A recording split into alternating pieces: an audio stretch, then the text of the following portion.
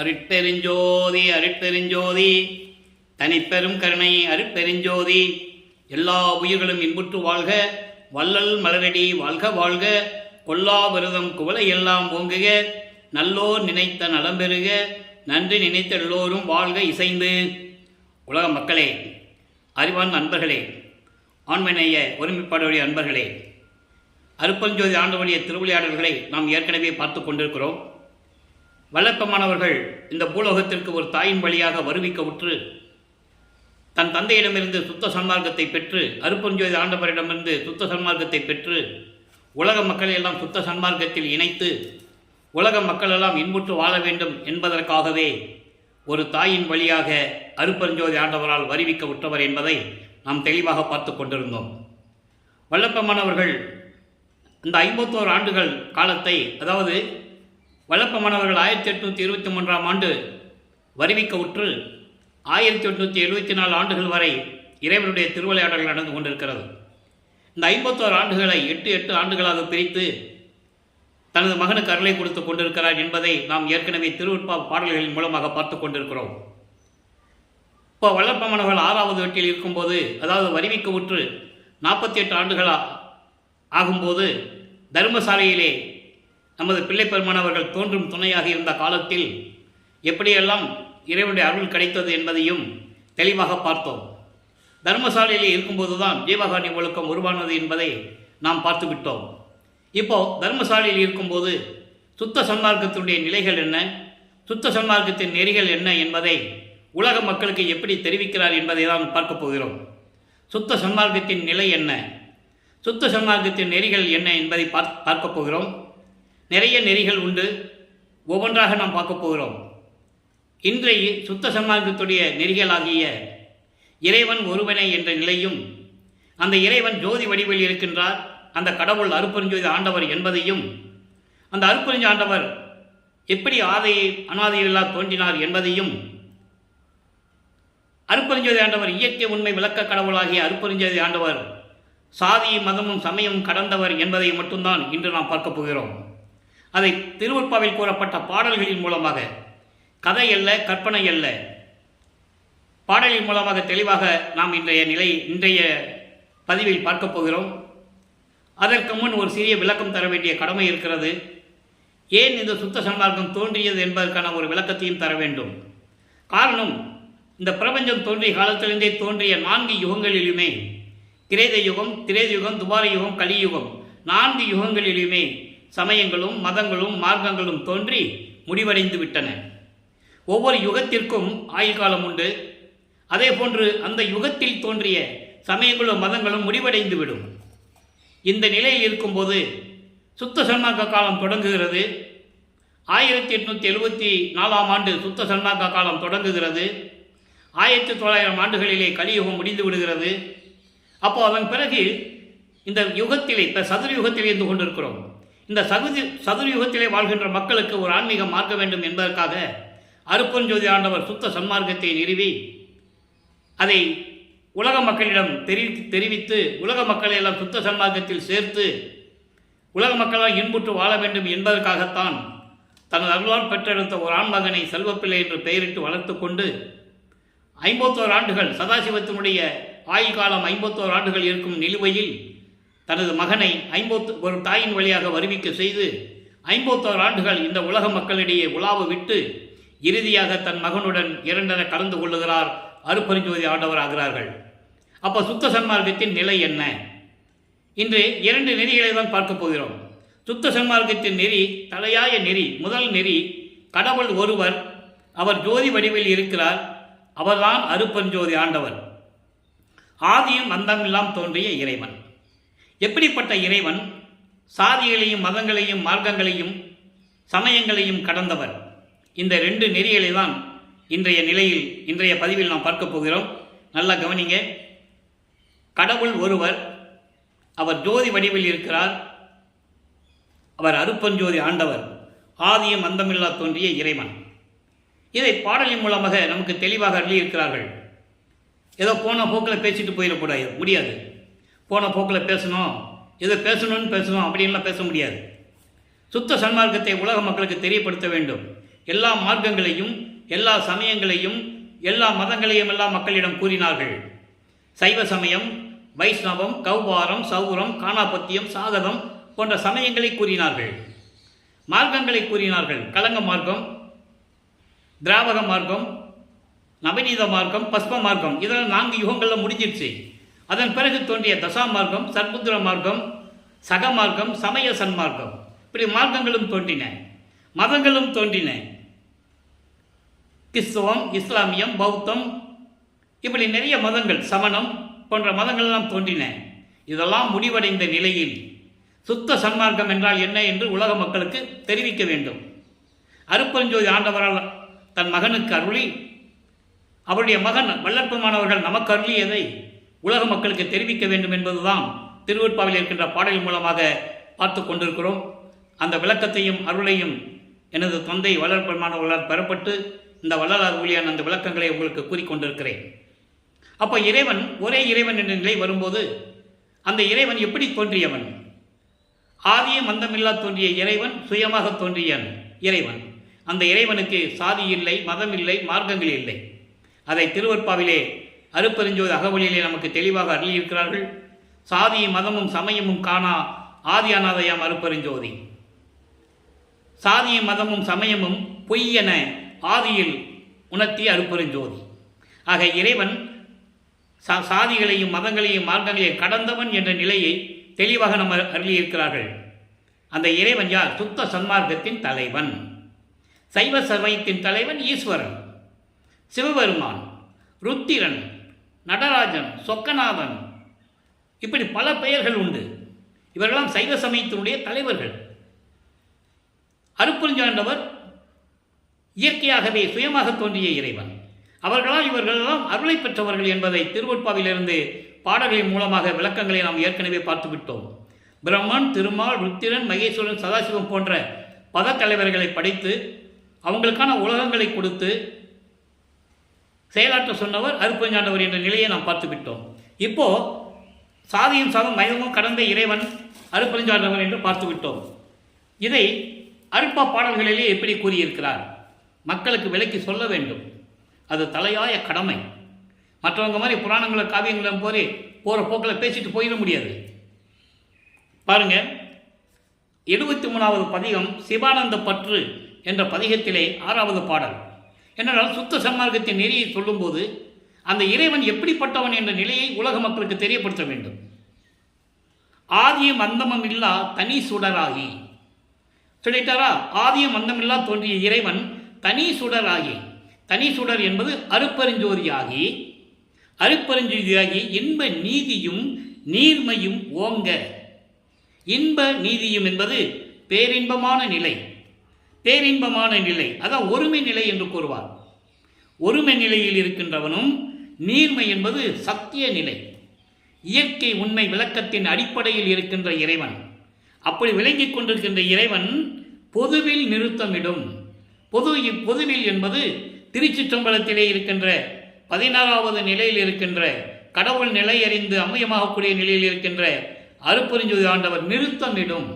நிறுத்தமிடும் என்பது திருவிளையாடல் செய்து கொண்டு இந்த பிரபஞ்சத்தை இயக்கிக் கொண்டு அருள் நடனம் செய்து கொண்டிருக்கின்ற அருட்பெருஞ்சோதிதான் கடவுள் என்று நான் அறிந்தேன். வேதியும் என்று நான் அறிந்தேன். வேதி என்பது வேதியன் என்று கூறுவார். வேதியன் என்பது மலங்களையும் மாயங்களையும் நீக்குபவன், அறியாமைகளை நீக்குபவன், உலக பற்றுகளை நீக்குவன். அதுக்கு பேர் தான் வேதியன் என்று சொல்லுகிறார். மலங்கள் என்பது ஆன்மம், கண்மம், மாயை, மாமாயை, துரோதை, இப்படி மலங்களை நீக்கக்கூடிய இறைவன், அதான் வேதியன் என்றும் நான் அறிந்தேன். இச்சகத்தலத்தில் இந்த பூலோகத்தில் சாதியும் வேத சமயமும் நீங்கி தனித்தனனே.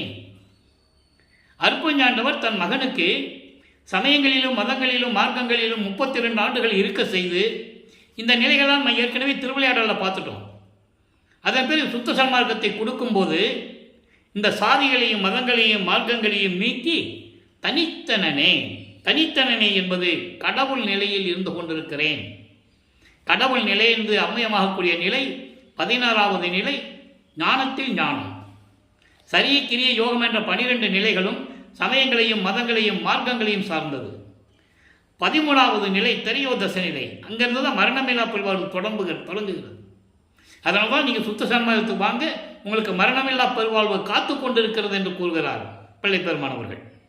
ஞான சரியை, ஞான கிரியை, ஞானத்தில் யோகம், ஞானத்தில் ஞானம், இந்த நிலையில் நான் இருந்து கொண்டிருக்கிறேன். அப்போ சுத்த சன்மார்க்க நெறியில் இருந்தால் எப்படிப்பட்ட இறைவன், அந்த இறைவனை வணங்கினால் இந்த நிலைகளெல்லாம் கடந்து இருக்க முடியும் என்று கூறுகிறார். அதன் பிறகு சத்குருமணி மாலை என்ற பதிகத்திலே 37வது பதிகம் 20வது பாடல். இதை ஏன் கூறுகிறோம் என்றால், இறைவன் ஆதியும் அந்தமில்லா தோன்றிய இறைவன் என்பதற்கு இறைவனை கொடுத்த விளக்கம். அதை நீங்கள் நல்லா புரிஞ்சுக்கணும். ஆதியும் அந்தமும் இன்றி ஒன்றாகி, ஆதியும் அந்தம் என்பது முடிவும் முதலும் முடிவும் என்று பொருள். ஆரம்ப நிலையும் முடிவான நிலையும் இல்லாமல் நிரந்தரமாக சுயமாக ஒரே கடவுளாக இருப்பவன், அதான் ஒன்றாகி என்று சொல்கிறார். ஒரே கடவுளாக இருக்கின்றவன் அவன் யார்? வெளியாக இருக்கின்றவன், உருவம் இல்லாமல் வெளியாக இருக்கின்றவன். இதை தான் தன் தந்தை தன் மகனுக்கு சிதம்பர ரகசியத்தை காட்டியது திருவருட்பாவிலே கூறுவார். எப்போ நமது பிள்ளை பெருமான் அவர்கள் வருவிக்க உற்று 5 மாத குழந்தையிலேயே தனது மகனுக்கு காட்டுகிறார். அந்த விளக்கங்களையே நாம் ஏற்கனவே பார்த்திருக்கிறோம். தில்லை தளத்திடையே திரை தூக்க தரிசித்த போது வேய்வகை மேல் காட்டாதே எந்தனக்கே வெளியாய் காட்டிய மெய்புறவாம் மெய்ப்பொருளே. அதான் இங்கே சொல்றாரு, ஆதியும் அந்தம் இல்லாமல் ஒன்றாகி அகம்புறம் அகப்புறம் புறப்புறம் நிறைந்து. அகம் அகப்புறம், புறம் புறப்புறம் நிறைந்து. இது அண்டங்களிலும் உண்டு, பிண்டங்களிலும் உண்டு. அண்டங்களிலே அகம் என்பது அக்கினி, அகப்புறம் என்பது சூரியன், புறம் என்பது சந்திரன், புறப்புறம் என்பது நட்சத்திரங்கள், ஒளிப்பொருள்கள் என்று கூறுவார். பிள்ளை பெருமானவர்கள் நட்சத்திரங்களை ஒளிப்பொருள்கள் என்று கூறுவார். இது அண்டங்களை சார்ந்தது. அதே இது உயிரினங்கள், பிண்டங்களில் எப்படி இறைவன் இருக்கிறான்? அகம் என்பது ஆன்மா, அகப்புறம் என்பது ஜீவன், புறம் என்பது ஐம்பொறிகள், கண் காது மூக்கு வாய் மெய். அதுகளிலும் அந்த கரணங்களிலும் புறப்புறம். அந்த கரணங்கள் என்பது மனம், சித்தம், புத்தி, அகங்காரம். இப்படி நிலைகளில் இருந்து கொண்டு ஓதியும் உணர்ந்தும் இங்கு அறிவரும் பொருளே. சொல்லுவதற்கும் உணர்வதற்கும் எட்டாத நிலையில் இருக்கின்ற அருப்பெருஞ்சோதியே. அப்போ இறைவன் ஒரே இறைவன், சுத்த சன்மார்க்கத்தின் தலைவன், சுத்த சன்மார்க்கத்தின் இறைவன் அருப்பெருஞ்சோதி ஆண்டவர். அவர் ஆதியும் அந்தமில்லாம் இருக்கின்ற இறைவன். அண்டங்களிலும் பிண்டங்களிலும் அகம் அகப்புறம் புறம் புறப்புறம் நிலைகளில் இருந்து கொண்டிருக்கின்ற இறைவன் என்று கூறுகிறார். இது சுத்த சன்மார்க்கத்துடைய நெறிகளில் முக்கியமான நெறிகள். இறைவனுக்கு உருவம் இல்லை, ஜோதி வடிவில் இருக்கிறான், அந்த நிலையை கூறுகிறார். அதுக்கப்புறம் தனித்திரு அலங்கள் என்ற பதிகத்திலே 158வது பாடல். 158வது பாடல் நல்ல கவனிங்க, அற்புதமான ஒரு பாடல். ஏற்கனவே நம்ம இந்த விளக்கங்களே பார்த்திருக்கிறோம். சுத்த சன்மார்க்க நெறிகளை சொல்லும்போது பாடலின் மூலமாக விளக்கத்தை தர வேண்டும் என்பதுதான் காலத்தின் கட்டாயம். ஆதியும் நடுவும் அந்தமும் இல்லா. ஆதியும் இல்லை, நடுவிலும் இல்லை, அந்தமும் இல்லை. அப்போ வெட்ட வெளி என்று சொல்கிறார். வெட்ட வெளியில் இருக்கின்ற அருப்பெருஞ்சோதி என் உள்ளத்தே நீதியில் கலந்து. நீதியில் கலந்து என்பது அருப்பெருஞ்சோதி ஒளியால் என்னை கலந்து நிறைந்தது. நானும் நித்தியனானேன், நானும் அழிவில்லாதவனானேன், மரணமில்லா பெருவாழ்வில் இருந்து கொண்டிருக்கிறேன். உலகி சாதியும் மதமும் சமயமும் தவிர்ந்து.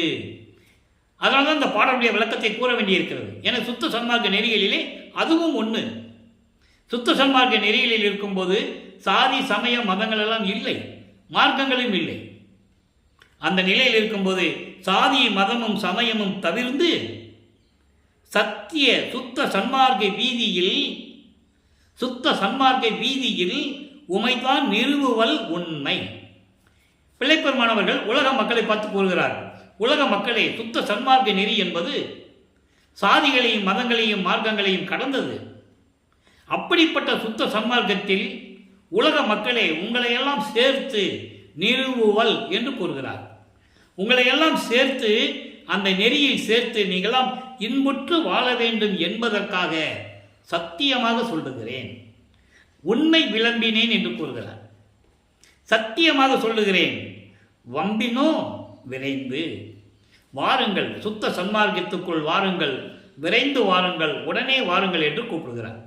ஆக சுத்த சன்மார்க்க நெறி என்பது இப்போ தெளிவாக உங்களுக்கு புரிஞ்சிருக்கும்.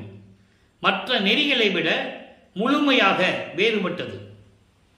சமயங்களிலும் மதங்களிலும் மார்க்கங்களிலும் இருந்தால் அந்தந்த சமயங்களில் சொல்லப்பட்ட நெறிகளை நீங்கள் பின்பற்றலாம், தவறு இல்லை. அதே நேரத்தில் சுத்த சன்மார்க்கம் உள்ள வரும்போது அதனுடைய சங்கற்ப விகற்பங்கள் இருக்கக்கூடாது. அந்த விளக்கங்களை நாம் நாளை பார்க்க போகிறோம். அந்த நிலையில் இருக்கும்போது நமக்கு சாதி இல்லை, மதம் இல்லை, மார்க்கம் இல்லை. அப்படிப்பட்ட இறைவன் சுத்த சன்மார்க்கத்தின் இறைவன். இந்த நிலையில் இருக்கும்போது அடுத்து பேராப்பேர் என்ற ஒரு பதிகத்திலே 51வது பதிகத்திலே 3வது பாடல். பாடலை சொல்லிதான் விளக்கம் சொல்ல வேண்டும், மக்களுக்கு புரிய வேண்டும். எப்படிப்பட்ட இறைவன் என்ற நிலை உலக மக்களுக்கு தெரியப்படுத்த வேண்டும். காரணம், இந்த பிரபஞ்சம் தோன்றிய காலத்திலிருந்தே இந்த சமயங்களையும் மதங்களையும் மார்க்கங்களையும் சார்ந்த தலைவர்களை வணங்கி கொண்டிருக்கிறார்கள், வழிபட வைத்து விட்டார்கள், விளக்கங்கள் சொல்லவில்லை. இந்த நிலை தொடர்ந்து கொண்டிருக்கிறது என்பதனால்தான் வல்லப்பெருமான் அவர்கள் இறைவனால் வருவிக்க உற்று திருவற்பாவை நமக்கு அருளியது என்பதை நான் பதிவு செய்ய கடமைப்பட்டிருக்கிறேன். அடுத்து சொல்றார் பாருங்க, 51வது பதிகம் பெறா பேரு என்ற பதிகத்திலே 3வது பாடல். ஆதியும் அந்தமில்லா தோன்றிய இறைவன் என்பதற்கு உண்மை விளக்கம் வேண்டும். ஆதி அந்தம் தோற்றாத அருப்பெருஞ்சோதியினை, ஆதி அந்தம் தோற்றாத அருப்பெருஞ்சோதியனே. அப்போ முதலும் முடிவும் இல்லாமல் தோன்றிய, இதெல்லாம் இல்லாத இறைவன் அருப்பெருஞ்சோதி. அம்மே, என் அப்பா, என் ஐயா, என் அரசே, ஓதி எந்த வகையாலும் உணர்ந்து கொள்வதற்கு அரிதாய், சொல்லுவதற்கு எந்த வகையிலும் ஒப்பிட முடியாத நிலையில், உணர்ந்து கொள்ளுவதற்கும் முடியாத நிலையில், எட்டாத நிலையில் இருக்கின்ற இறைவனே, உள்ளபடி இயற்கையிலே உள்ள ஒரு பொருளே. சொல்லிட்டாங்க, இயற்கையில் உள்ள, உள்ளபடி இயற்கையிலே உள்ள ஒரு பொருளே. அப்போ இயற்கை உண்மையின் விளக்கத்தின் அடிப்படையில் இருக்கின்ற ஒரே இறைவன் இந்த பிரபஞ்சத்திற்கு அருப்பெருஞ்சோதி. இது சுத்த சன்மார்க்கத்துடைய நெறியினுடைய முதல் நெறி. சுத்த சன்மார்க்கத்தின் தலைவன் அருப்பெருஞ்சோதி. சைவ சமயத்தின் தலைவன் சிவபெருமான், அவன் சைவ சமயத்தை சேர்ந்தவர்கள். வைஷ்ணவ சமயத்தை சேர்ந்த தலைவன் விஷ்ணு, அவன் வைஷ்ணவ சமயத்தை சேர்ந்தவன். இப்படி ஒவ்வொரு மார்க்கங்களுக்கும் ஒவ்வொரு மதங்களுக்கும் தலைவர்கள் உண்டு. இந்த தலைவர்களும் கர்த்தாக்களும் இறைவனால் படைக்கப்பட்டவர்கள், இறைவனுடைய தூதுவர்கள் என்று கூட சொல்லலாம். இந்த நிலையில் இருக்கும்போது உள்ளபடி இயற்கையிலே உள்ள ஒரு பொருளே, அப்படி இயற்கையின் உண்மையின் அடிப்படையில் விளங்கிக் கொண்டிருக்கின்ற இறைவனே என்று கூறுகிறார். சத்தாகவும் சித்தாகவும் விளங்கும் இறைவனே என்று கூறுவார். சத்து என்பது இயற்கை உண்மை, சித்து என்பது அந்த இயற்கை உண்மையின் விளக்கம். இரண்டு நிலைகள் இருக்கின்றன. அப்போ இங்கு இருக்கின்ற இறைவனே ஊதியம் தந்து, அப்படிப்பட்ட இறைவன் எனக்கு ஊதியம் தந்து, ஊதியம் என்பது எல்லா அருளையும் கொடுத்து, எல்லா அருளையும் கொடுத்து என்னை ஆட்கொண்டு உள்ளிடத்தும் புறத்தும் ஓவாமல் விளங்குகின்ற உடையவனே, என் உள்ளத்திலும் புறத்திலும் என்னை விட்டு விலகாமல் பிரியாமல் இருக்கின்ற என்னை உடையவனே என்று கூறுகிறார்.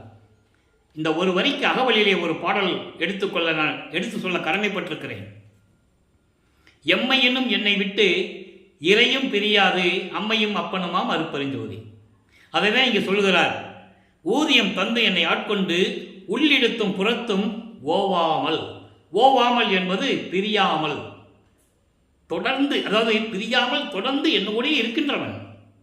அப்படிப்பட்ட இறைவன் எப்படிப்பட்ட இறைவன்? இந்த சாதி இந்த மதம் என்னும் வாய் சலுக்கை எல்லாம் தவிர்த்து, வாய் சலுக்கை அதாவது வீணாக பேசுகின்ற விதண்டாவாதம், எதுக்கெடுத்தாலும் ஏட்டிக்கு பூட்டி பேசுகிறது. அப்போ இந்த சாதிகளிலும் மதங்களிலும் மார்க்கங்களிலும் அது உண்டு, சுத்த சன்மார்க்கத்தில் இல்லை. ஏட்டிக்கு பூட்டியே பேச முடியாது. ஒரே இறைவன் ஒரே மார்க்கம், அவ்வளோதான். அதில் ஏட்டிக்கு பூட்டியோ வீணா பேசுறதுக்கோ வதண்டாவாதம் செய்வதற்கோ இடமே கிடையாது. அதான் சொல்றாரு, இந்த சாதி இந்த மதம் இந்த மார்க்கம் அப்படின்ற வாய் சலக்கை எல்லாம் தவிர்த்த சத்தியனே, இதெல்லாம் இல்லாத இறைவன். என்னையும் அந்த வழியில் கொண்டு வந்த இறைவன். உண்கின்றேன்.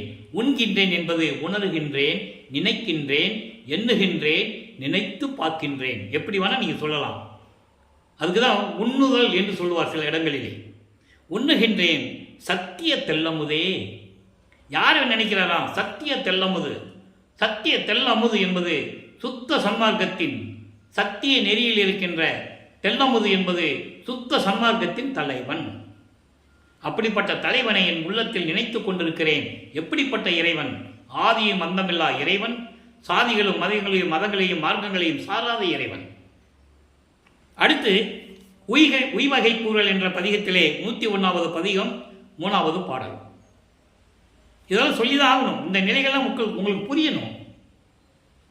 இறைவன் வெறும் இறைவன் மட்டும் சொல்லிட்டா போயிடாது, அதுக்கு விளக்கம் சொல்லணும்ல. ஆதி அந்தமும் இல்லாதோர் அம்பலத்தாடும். அப்போ ஒவ்வொரு பாடல்களிலும் கூறுகிறார். ஆதியும் அந்தமில்லா இறைவன், சுயமாக தோன்றிய இறைவன், அருப்பெருஞ்சோதி, சுத்த சன்மார்க்கத்தின் இறைவன், பிரபஞ்சத்தை இயக்கிக் கொண்டிருக்கின்ற இறைவன். ஆதி அந்தம் இல்லாதோர் அம்பலத்தாடும். அம்பலம் என்பது திருச்சிற்றம்பலத்திலே இருந்து கொண்டு திருவிளையாடல் செய்து கொண்டிருக்கின்ற அருப்பெருஞ்சோதி தன்னையே நினைங்கள். உலக மக்களுக்கு சொல்றார். ஆதியும் அந்தமில்லாத இறைவன் அருப்பெருஞ்சோதி, அவர் சுத்த சிவஞான வெளியில் இருக்கின்ற திருச்சிற்றம்பலத்தில் இருந்து கொண்டு திருவிளையாடல் செய்து கொண்டு அருப்பெருஞ்சோதியாக இருக்கின்ற அருப்பெருஞ்சோதி ஆண்டவரை நினைவு கூறுங்கள், வாழ்த்துங்கள், போற்றுங்கள், வணங்குங்கள் என்று சொல்லுகிறார் உலக மக்களை பார்த்து. பெற சொல்றாரு, சுகம் பெற விளைவீர். உங்களுக்கு இன்பத்தையும் செல்வங்களையும் அருள்களையும் கொடுக்க நீங்க இறைவனை வணங்குங்கள், வேண்டி வணங்குங்கள், விரும்புங்கள் சொல்லிட்டு சொல்றாரு. நீதி கொண்டு உரைத்தேன், சத்தியமாக சொல்கிறேன். ஒரு இறைவன் மக்களிடமே சத்தியம் பண்ணுவது நீங்க திருவருட்பாவில் பார்க்க முடியும். ஏன் மக்களிடம் சத்தியம் பண்ணுகிறார்? தாய், தந்தை, உங்கள் உறவினர்கள், ஆப்தர்களால் செய்யப்பட்ட உதவி எவ்வளவோ அதைவிட கோடான கோடி பங்கு கிடைக்கும் சித்தி வளாகத்திற்கு வந்தால், மேட்டுக்குப்பத்துக்கு வந்தால் சத்தியம் சத்தியம் சத்தியம் சொல்வார். ஏன் மக்களிடம் சத்தியம் செய்கிறார்? விட்டுட்டு போய்க்கலாமே. புராணங்களிலும் காவியங்களிலும் கூறப்பட்ட தலைவர்கள் எல்லாம் யார்கிட்டையும் சத்தியம் பண்ணதில்லை. அப்ப ஏன் உலக மக்கள்கிட்ட சத்தியம் பண்றாரே இறைவன்? அறியாமையில் இருந்து கொண்டிருக்கிறார்கள். காலம் காலமாக பல யுகங்களிலே சொல்லப்பட்ட நெறிமுறைகளை பின்பற்றி கொண்டு இறைவன் யார் என்ற உண்மை நிலையை தெரியாமல் குழப்பம் அடைந்து கொண்டிருக்கிறார்கள்.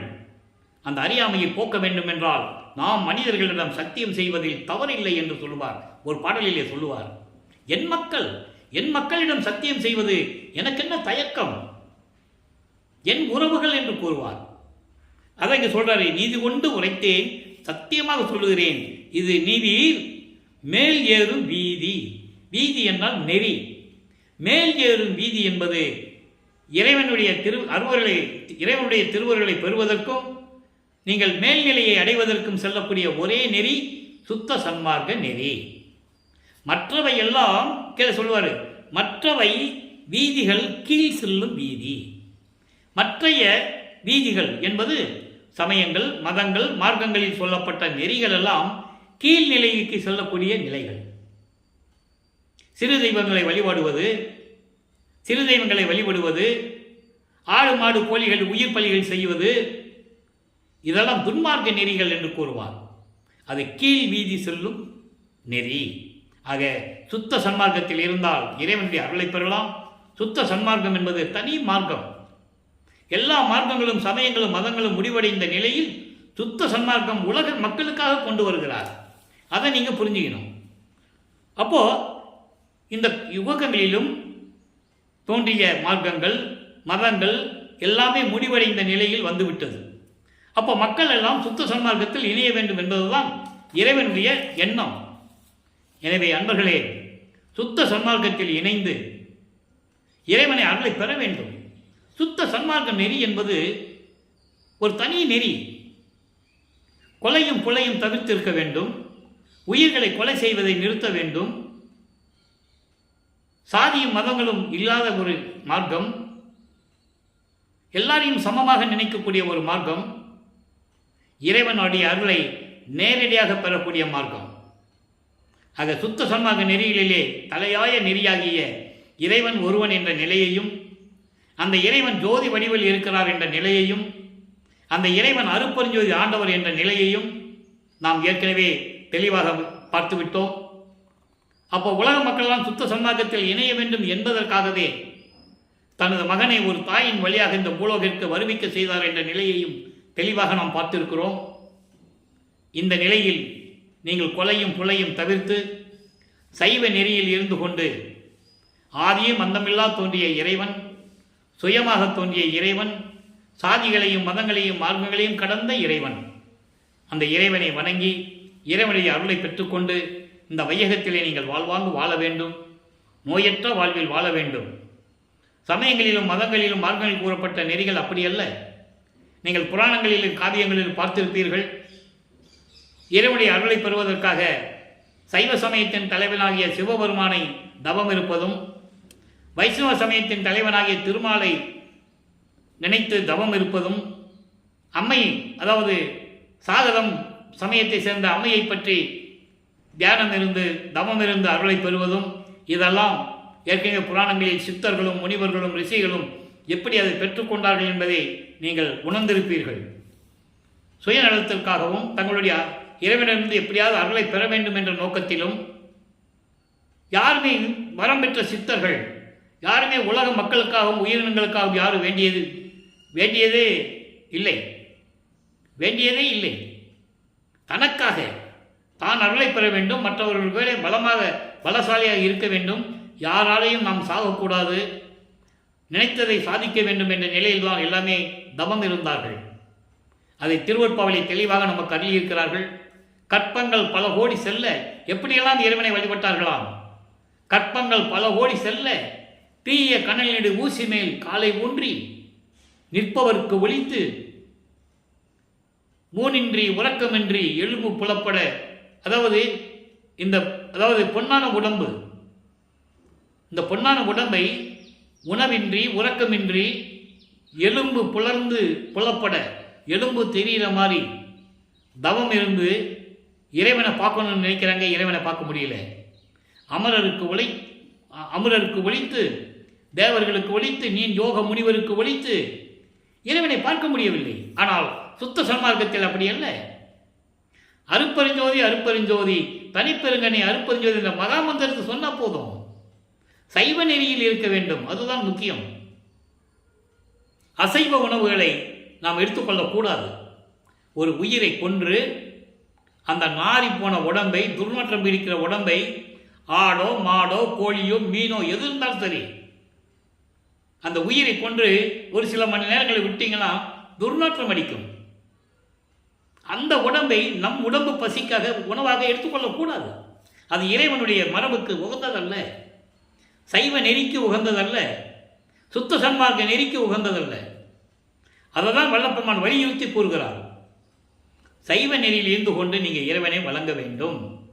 அருட்பெருஞ்சாண்டவரை எப்படி வணங்குவது? தீபத்து முன்னால் அமர்ந்து கொண்டு அகல் விளக்கு இல்லை, குத்து விளக்கு இல்லை, வெங்கல விளக்கு இல்லை, வெள்ளி விளக்கு இல்லை, அப்புறம் என்னமோ சொல்லுவாங்களே காமாட்சி விளக்குன்னு சொல்லுவாங்களே, அதல்ல. மண் விளக்கு. மண் விளக்கில் அகல் விளக்கில் ஒரு விளக்கு ஏற்றி அது முன்னால் அமர்ந்து கொண்டு சைவ நெறியில் இருந்து கொண்டு, என்னை படைத்த இறைவா, நான் உன்னையே வணங்கி கொண்டிருக்கிறேன், எனக்கு அருள்வாயாக. உங்களுக்கு என்னென்ன தோணுதோ அப்பா கிட்ட பேசுகிற மாதிரி பேசுங்க.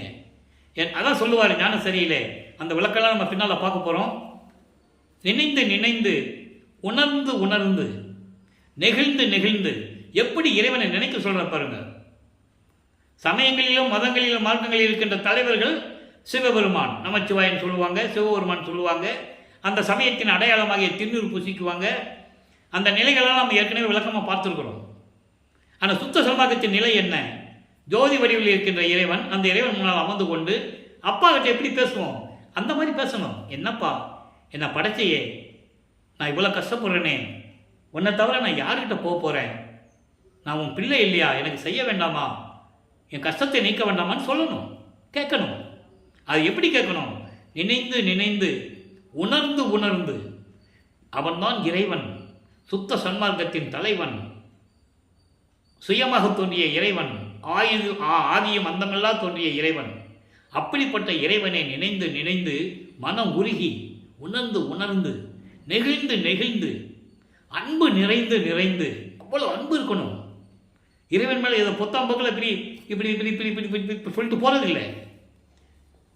புரியுதா உங்களுக்கு? அந்த மாதிரி இல்லை. நெகிழ்ந்து நெகிழ்ந்து உணர்ந்து உணர்ந்து அன்பு நிறைந்து நிறைந்து இதெல்லாம் இருந்தால் ஊற்றலும் கண்ணீர் அதனால் உடம்பு நனைந்து நனைந்து. ஆனந்த கண்ணீர், இறைவனுடைய உருக்கம் உடம்பெல்லாம் நனைஞ்சிருமா. இறைவனை எப்படி கூப்பிட சொல்றாரு? அருள் அமுதே, நன்னிதியே, ஞான நடத்தரசே. எந்த பேர் அங்கே வராது. அருப்பெருஞ்சோதி வரும், அதுக்கப்புறம் இப்படி தான் சொல்லுவார், வேற பேரே வராது.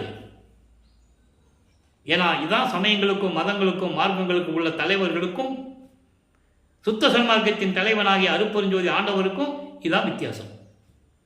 அப்போ இந்த நிலையில் இருந்து கொண்டு அகல் விளக்கு முன்னால் அமர்ந்து கொண்டு இந்த மாதிரி சொல்லணும்.